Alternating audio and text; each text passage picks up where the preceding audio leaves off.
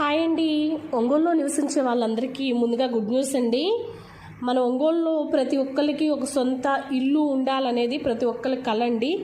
But అందరం కొనుక్కోలేకపోతున్నామండి. ఎందుకంటే minimum ఒంగోలులో 2 లక్షల నుంచి 5 లక్షల ఎబో వరకు అయితే గది రేట్లు వెళ్ళిపోయినాయి.